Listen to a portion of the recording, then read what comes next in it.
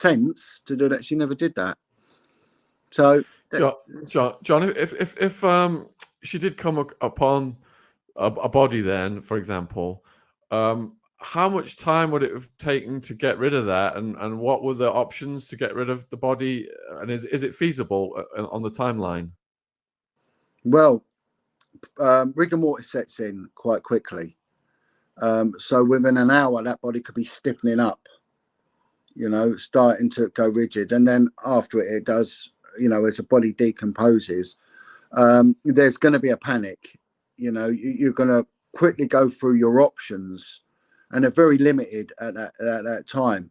What do you do? Now, there's going to be a point of no return.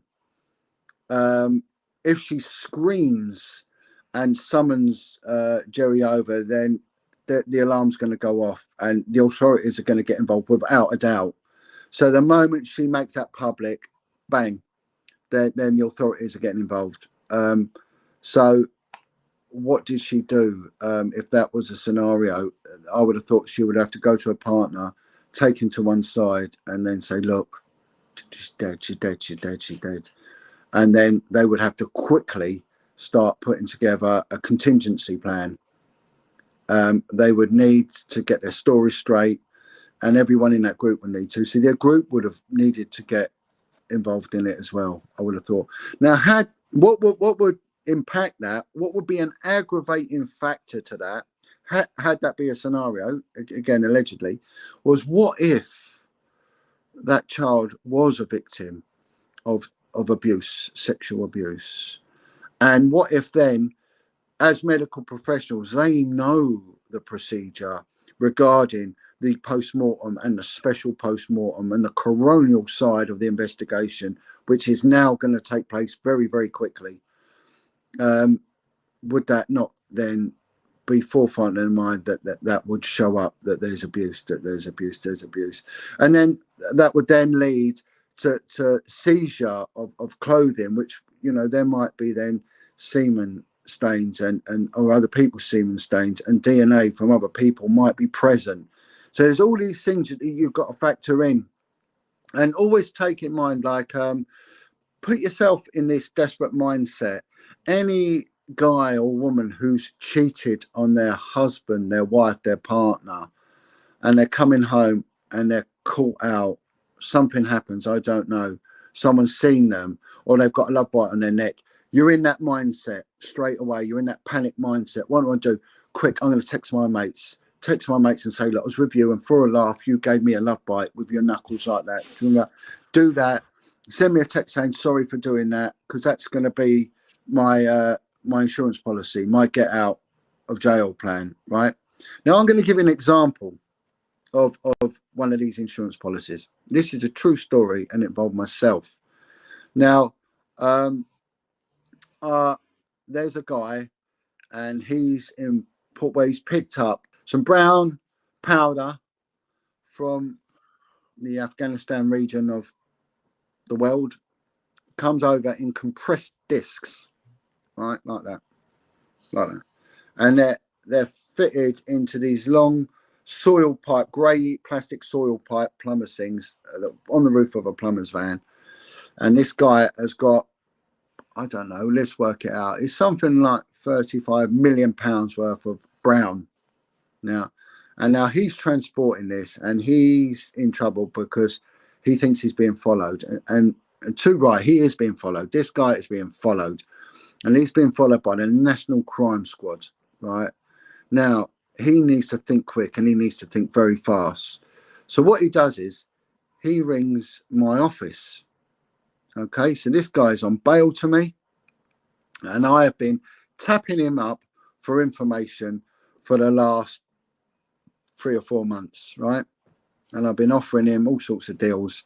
Come and work for me, come and work for me. And I've got him on a charge that he's going to get a minor prison sentence for.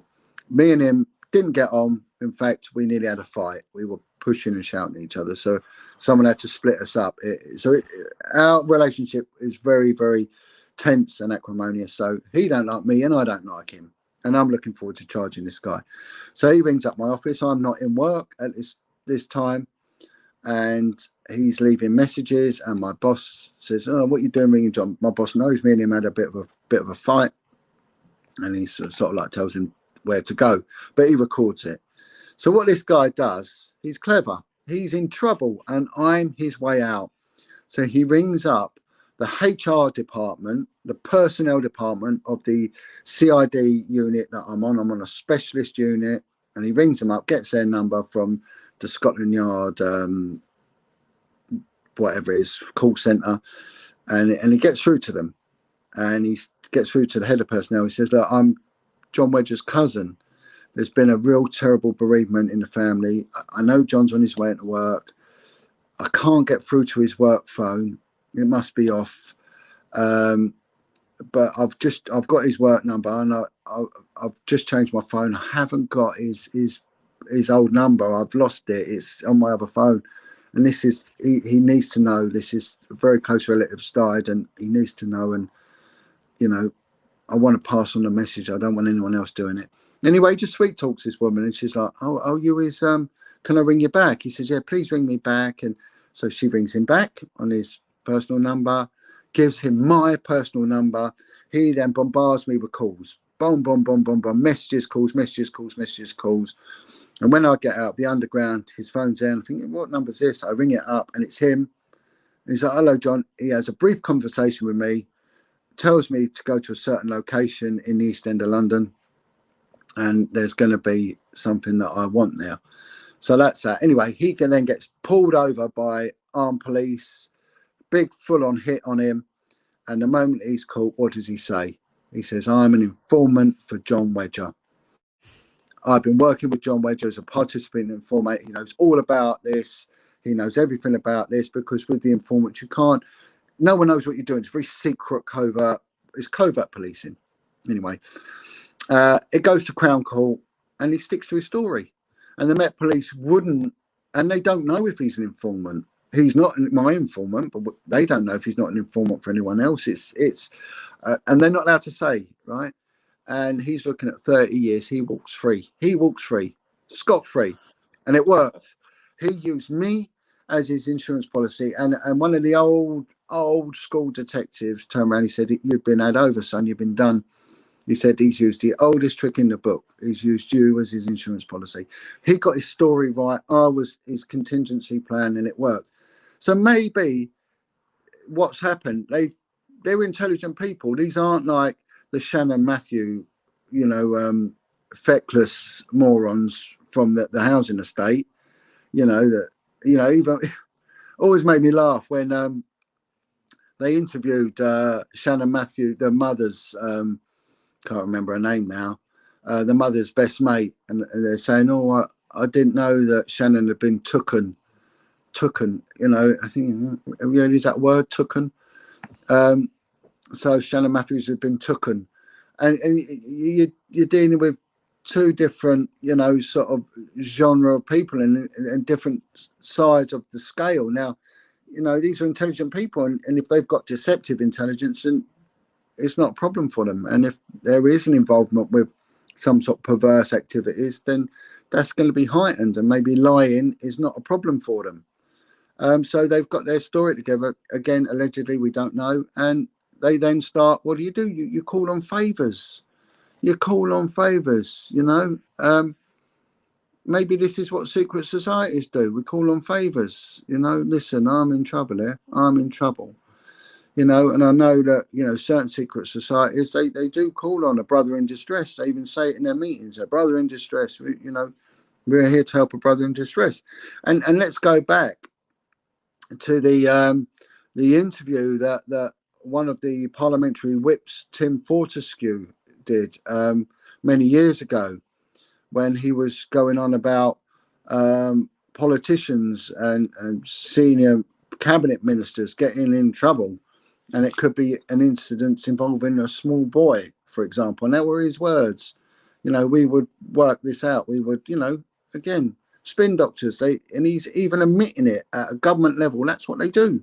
They get together when a brother is in distress, and we will sort this situation out. We will sort this situation out. Now, maybe this is what they've done. They're people in distress.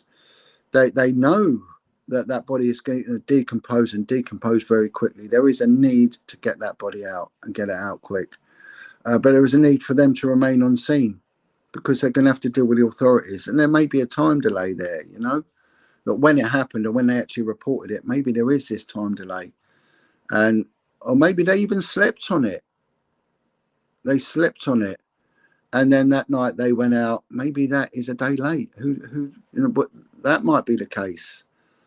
You know, that this is what we're going to do. We're all going to, and they've cleaned, made that scene totally sterile. And then, boom, the body's been moved. And then, you know, it was removed to a location. And then there might have been another need to move it again. Now, let's look. Everyone's seen that film, The Goodfellas, haven't they? Goodfellas, you know, Joe Pesci. And there's that scene with Robert De Niro, Joe Pesci, and the other one, what's his name? He just died, isn't he? He's an actor, the good-looking dude who plays Henry Hill, whatever his name is. Ray Liotta, right? They kill that mafia boss and they bury his body and they borrow the knife, don't they, from Joe Pesci's mum. And then the next scene is we've got to go back and dig the body up. They're going to be building on there, so they have to go back and dig up the body. And it smells. Now I was a couple of days ago. I was in a cemetery, and they were digging a grave, and I said to guys, "How is this a spare plot?" And they went, "Well, it's not. But after 100 years, and it's 50 years now, we digged up the graves. If they're not looked after, we dig them up and we bury the new grave on there." And I said, "Well, what about the coffin under there?" And they went, "We just put it on top of it." So they dug it up, and the guy was actually standing on the coffin, and he said, "It's 100 years old and it still stinks." The smell was still pungent. After 100 years, it was still there. So the digging up that body, that there would have been a strong scent, you know, and if the body was put in that car, well, you know, it would only increase as the bacteria and the gases start to ferment and release. And that's why that dog maybe went and made that, you know, unambiguous knocking on the car. That is what happened. So, and move it then to another location. By that time, you know, and right, well, how would you get rid of a body? Well, one of the best ways, incinerate the thing. You know, the heat is enough. You incinerate it; it goes down to a small amount of ash. In no way am I advocating, you know, the concealment of a body or anything like that. But I'm just saying, you know, in water is another good one. You know, a rocky shoreline, incredibly good because you can't trawler a rocky coastline. So bodies do turn up. The North Sea every single week. They trawler up because it's a flat, sandy bottom. They trawler up mammoth bones. The Norfolk and the North Yorkshire fishermen are always pulling up, and Lincolnshire fishermen always pulling up mammoth bones and things like that. And they sometimes pull up their bodies because we used to get them through on a policing publication. Would come through called the Policing Gazette. It was a national thing that we'd get through, and there would every now and then be a picture of an arm with a tattoo on it, and it was brought up by a trawler boat. And they say, "Does anyone recognise this tattoo?" Again, the jurisdiction is 12 miles. Anything outside of 12 miles, international waters. If it's a rocky coast, you're not going to get divers out there unless there's a wreck. And if it's more than 50 metres, recreational divers aren't going to go there. They're not. It's not going to happen. And if it's rocky, you can't fish it. You just can't. So the nets are going to snag. So the chances of a body being fetched up from there is very negligible. And you know, once a body is in salt water, it's going to decompose incredibly quickly, and it's the living sea, so it's going to be eaten by parasites. You know, the bottom feeders are going to make easy meal out of that. It wouldn't last long. But you need the depth. You need a rocky sort of environment. Weigh the body down because the gases are going to lift it, so it's going to have to be weighed down.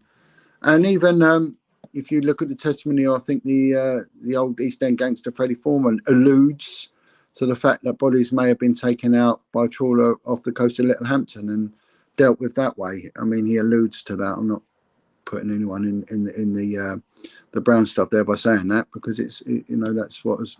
So it's always gone on. And incineration is the other one. If you incinerate, you know, what you're going to have left, that can be ground up. And you see it in India all the time. They're always having, you know, the funeral pyres, and a little body isn't going to take much. It's not going to take much to get rid of. So, you know, that, and you're pretty confident then that no one's ever going to find it, you know. But you're on a coastline. I would say my best bet would be look to the sea, look to the waters, and you know, it's a choppy coastline, and it is a rocky coastline as well. And your only problem is going to be recreational divers. But I say, if you go out anything over 50 meters, they ain't going to and a body within a short period of time. See, bodies decompose in the fresh air very quickly. If you leave a body out on the top of soil, that will decompose very, very quickly. You see that with roadkill. You know, you'll see a dead deer on the road, or in a central reservation. Within a week, the body's blown up. It then pops. Putrefying gases come out, and then, you know, the bacteria will eat it. Then you'll get the parasites, the worms, the maggots, and they've got the I forget the science of it. There's a name for people that deal with insects. I can't remember, but they can determine what larvae are in the cadaver, and they can determine the time that it's spent outside. Certain soil types will preserve. If you've got a peaty acidic soil, that will tend to preserve the body a lot longer. Keep going. I'm just changing my battery. Keep going. Then an alkaline one would. So there's all them factors. So who knows? We don't know. And what's more, we'll never know. And how many years is it now? 13 years or whatever it is. I mean, it's time's gone on. So the chances of finding it, you know, it ain't going to happen. It ain't going to happen. So John, we interviewed David Icke about this, and in this answer, let's refrain from the P word. Let's just say adults attracted to kids. Yeah. So David Icke, he proposed that Madeline had been abducted and put into a ring of people who are attracted to kids. Do you think that is any credibility to that? No, I'm not saying that she wasn't in some sort of ring. We don't know, do we? I mean, but sold into, I doubt it. I think that's quite incredulous in its own right. My opinion is that there was an accident. I'm not saying these are wholesome parents. I think they're very deceptive people. You know, you can see that in how their contempt they have for some of the people that have tried